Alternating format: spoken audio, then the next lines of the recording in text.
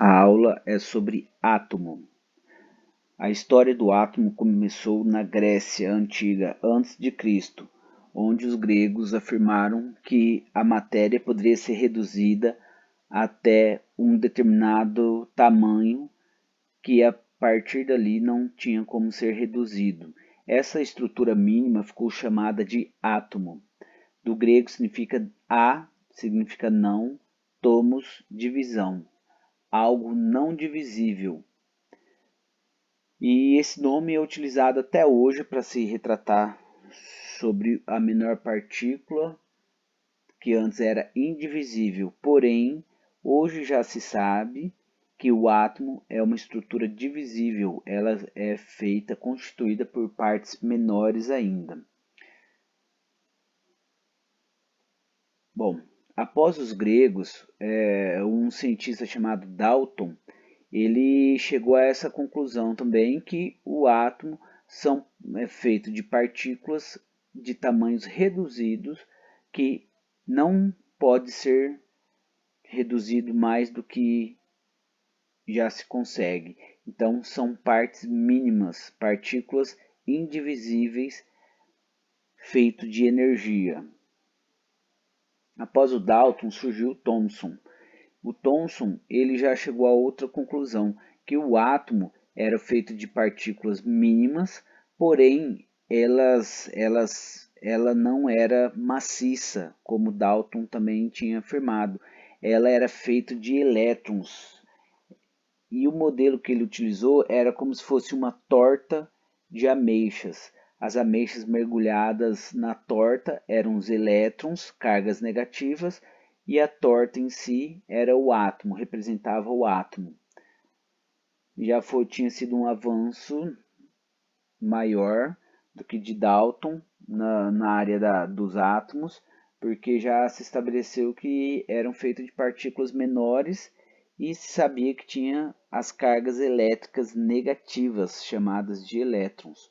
Depois de Thomson, Rutherford ele aprimorou o modelo atômico anterior, chegando à conclusão que não só era feito de elétrons, o átomo não era feito apenas de elétrons, mas também de prótons, que estava no meio, no centro, essa região chamada de núcleo, e que esses elétrons ficavam girando em volta do núcleo. Após Rutherford, um cientista chamado Bohr chegou à conclusão de que os átomos eles são feitos de elétrons, tem os prótons e os elétrons ficam girando dos prótons. Em determinado momento, esses elétrons que ficam girando em torno do núcleo têm uma quantidade de energia específica e eles estão divididos em eletrosferas, cada um tem a sua eletrosfera. E aí, depois de Bohr, é o modelo atual utilizado, né, chamado Rutherford-Bohr, que é o modelo mais aceito, que é esse que está aparecendo. No centro, temos cargas neutras, que estão de azul, e os prótons, de vermelho. Isso forma o núcleo. Prótons, lembrando que são cargas positivas, e aí em torno do núcleo fica girando os elétrons. Cada quantidade de elétrons está em uma determinada eletrosfera, em uma órbita. Só que essa eletrosfera, onde estão os elétrons, eles podem ser alterados de eletrosfera, ou seja, de camada. Se está numa camada mais próxima do núcleo, pode ir para uma mais externa. Isso tudo depende da quantidade de energia que o elétron vai estar recebendo.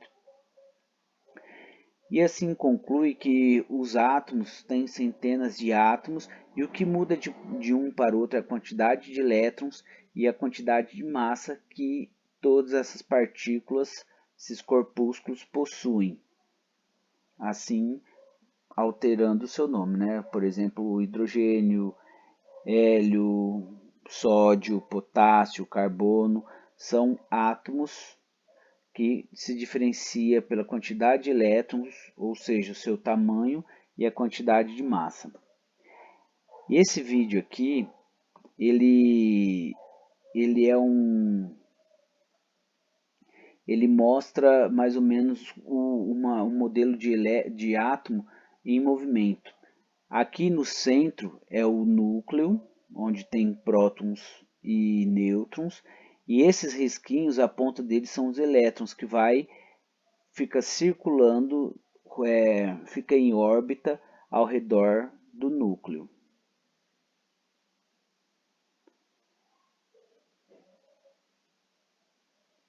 Um átomo nunca é estático, ele sempre está em movimento, ele não fica parado, não tem essa possibilidade.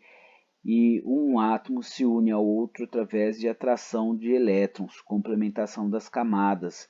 Aí ficam estáveis e se unem.